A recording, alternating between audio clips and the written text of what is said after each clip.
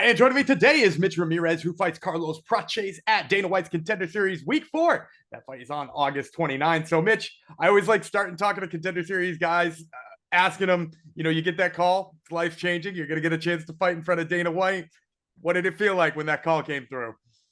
Felt good, man. I mean, it was like it was pretty quickly after my last fight, so it was I was hoping for it. I wouldn't say I was like expecting it. I've been trying to get on Contender for a few years now, and for whatever reason, it just didn't happen. Whether I couldn't find the fights or whatever happened, or they went with somebody else. So it was just it was definitely gratifying, as well as I think that it was validating. Finally, okay, sweet. Now they're taking notice. Now I get my shot. Well, that's great to hear. Now, you're talking about that last win. It was for XMMA, which, it's not a promotion that's been around for a really long time, but they really make noise with the level of talent they sign. A lot of ex-UFC guys. Was that some of your thought going to XMMA? Was like, this is a chance to put like a bigger name on my resume, to be in front of more eyeballs? Yeah, definitely. It was, like you said, they're not like they're not the biggest promotion, but the talent level is really high. And I've had buddies of mine that, are UFC vets and are, well-known guys who've gone over there and fought on multiple occasions. So I've heard of them. I've been following them since they started.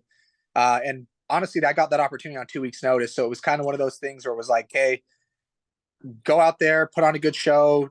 It was kind of like quick. It's a quick task. Like, I've got to do this quickly. I wasn't in fight shape. I was coming off an injury. So jumping in there and getting that win like that, it was like the juice is worth the squeeze. And that's why I went and did it. It was because it was XMMA. So you're coming off an injury for that fight. Now, first of all, devastating win. Leg kick TKO. You see so few of those in the world. What kind of injury are we talking? Was it I can't imagine it was a lower body injury with the lower body, pain you were dishing out. But was it a lower body issue? Yeah, it was actually. It was my knee. It was my right knee.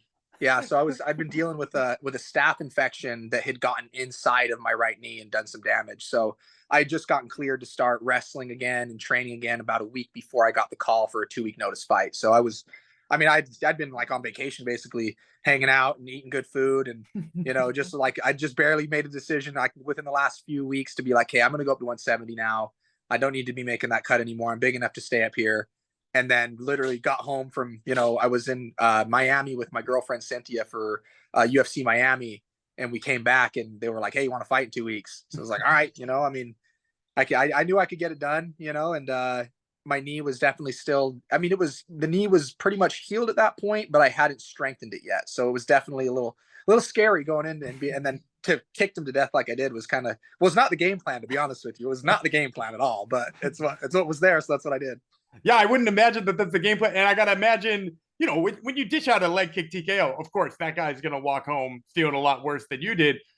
How'd your leg feel after that fight? It couldn't have felt good, right? Bro, both my legs were wrecked, 100%. Yeah, I was joking. I made like a video on Instagram and stuff of like, dude, I had both my ankles were cankles. Like, you could not see the balls of my ankles for probably like a week and a half after that fight.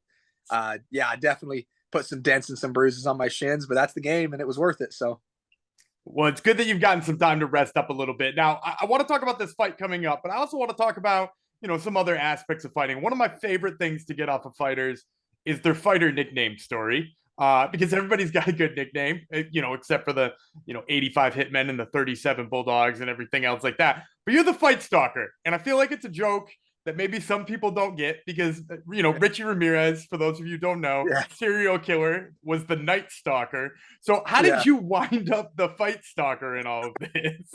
Honestly, it was my coach, man. It was John Wood. So when I moved to Las Vegas about a year and a half ago and I started training, for whatever reason, John he was like, oh, Ramirez, like the Night Stalker. And in the past, when people hear my last name, they make that joke of like, oh, like the Night Stalker. And I always be like, not like, because the Night, he was a weirdo. Let's be honest. Like he was kind of like, he wasn't like a cool. I don't think any serial killers are cool, but he's definitely on the weirdo scale. So it'd always be like, it would always bug me a little bit. Like, why they bring this guy up? And my coach would give me shit, and he'd call me, because the way I fight too, like I bite down, I stalk my opponent, like I fight, like the way I fight is very much like, the fights. I am in the Fight Stalker as per the words, literally. Like I like to stalk that fight and get guys to engage and fire with me. But my coach would just kind of start to make jokes. Mitchard, he'd start, making up these little names. And at first I was like, at first it was like, I don't know about that. And then eventually I just got to a point where it was like, you know what? Let's roll with it. I like it. And then one day we were hitting pads and I was chasing around the cage, banging pads with him. And he goes, "You're the fight stalker." He's like, "You're the fight stalker." He's like, that's what you are. He's like, "You're not the night stalker. You're the fight stalker." And it just stuck. And then everybody started calling me that. And then it was appropriate, I guess. So we rolled with it. I dig it. I dig it. I do have to ask though, because it was Richie Ramirez and you're Mitch Ramirez. Nobody's trying to make Mitchy work, correct? No, my coach would call me Mitchard. Mitchard Ramirez. I'll allow that over Mitchy, to be honest. So yeah. Now you my mentioned mom calls me Mitchy sometimes, but that's the only. My girl calls me Mitchy sometimes, but that's about it. I think those are the appropriate people. Probably not John Wood and all of that. So yeah, probably not that environment. So you mentioned moving to Syndicate MMA, right? You're a guy from Utah originally. What sort of led you to decide to leave where you've trained your whole life and move to Syndicate MMA in Vegas? Honestly, it was, I'd gotten to a point where I knew I was going to get a shot soon. Like in the next year or two, I knew I was going to make that jump. And I know I believe in my skills and I believe in my training, but I knew I needed to start getting some of these looks because the sport's just progressing so fast and guys are so good at everything now that, good training partners are really important. You need to have the look in the room before you have the look in the cage. You never want to be in a situation where your first time's in a live fight. And I just realized that, I was looking at the guys who were getting these shots and looking at the level of talent. And I went, man, okay, I need to figure out a way to either bring partners in or go places. And I'm young in my career, so bringing flying guys in isn't really an option. So I went to Vegas on a training trip. It was actually one of my coaches in Utah, who's still one of my coaches right now. He's my conditioning coach, a guy named Torbjorn Carlson, Olympic ski coach, a very, very credentialed endurance coach. And he's traveled the whole world as a coach with multiple Olympic teams and stuff. He knows the game of sport. And he was the guy that pushed me and was like, hey, I'd had other people like, hey, come check out Vegas, manager, friends, things like that. But when he was like, no, hey, like, we've been working together for about 2 years at that point. And he was like, hey, we need to go down there and you need to get these looks. And we need to see what the environment's like at the highest level. Let's go. And he funded the whole trip. He's been, a game-changing coach in my life and influence in my life and has done a lot for me and it was one of the reasons I'm here. So he basically was like, hey, I'm covering it all. We're going to Vegas and you're training for a week out there and let's see what it's like. And after a week down here of hard training, I remember we were eating dinner in the hotel room. And I looked up at him and, in other times in my life when I've had coaches that I was like, hey, I need to move, there was pushback or, hey, I don't know if this is working. There's pushback. They want to keep you. But the thing about this guy was, he's been so successful and he doesn't need anything from me. If I started railing out his credentials, it's intense. I don't even know how I got lucky enough to work with him. So, when he was like, I was like, hey, I looked at him, I said, I think I need to move here. And he goes, I've been waiting for you to say that all week. Yes, you do. And I'll do whatever I can to help you do it. And from that point forward, he ended up going home and I ended up staying with some friends I made here for another week in training, came back and within 2 weeks and quit my job, found a new job in Vegas, loaded up everything I owned in my car and drove out here day after New Year's of 2022. And I've been here ever since. Well, that's awesome to hear. And I was going to ask you too about your influences in MMA because, Utah is not a spot. They've had their little pockets of MMA here and there, the Court McGee's and the Jeremy Horns and stuff like that. But it's not a place really known for, 1,000 MMA fighters. So like, how did you get started in the sport there? It was some of those guys you mentioned. It was I grew up in a city called Orem, which is the city that the Pit Elevated was located in.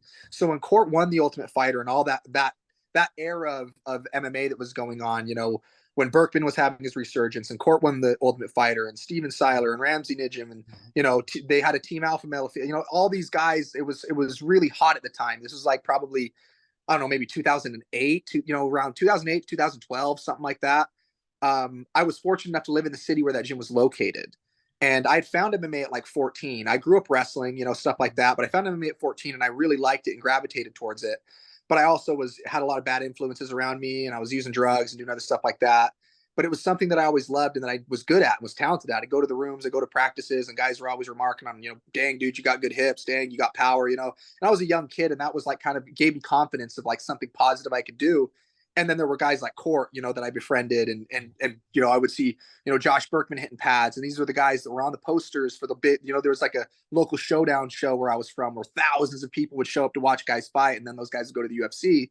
And I watched these guys and I was like, man, maybe I could do that. I think I could do that.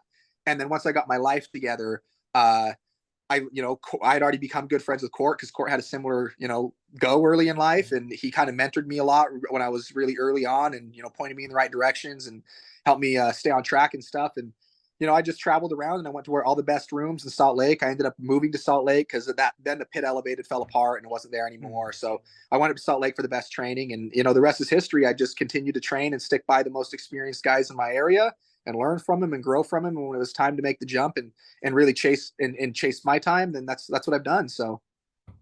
Well, that's awesome to hear. And it's led you here to week 4 of Dana White's Contender Series. Let's talk about the matchup with Carlos Prates. So he's coming off back-to-back head kick KOs, right? Yeah. He does stuff on the feet. You mentioned you're a guy who likes to stalk somebody down and make them get into a fight. But I also know earlier on in your career, particularly those, first, well, maybe not the first couple of fights, but some of your first fights, you were hitting the ground quite a bit. You're getting some rear naked chokes in there as well. Yeah. Is this a fight where you feel like, you have more of a massive advantage on the mat? Or is this one, give us a little bit of a style breakdown where you feel like you're going to stalk him down and make him throw? Yeah, so he's definitely a crafty striker. He's got a lot of experience in striking and Muay Thai and all that kind of stuff. He's got some nasty finishes for sure. But yeah, I think that I have a power advantage over him. So while he's got, he gets people with head kicks and stuff like that, I punch people and they fall down typically.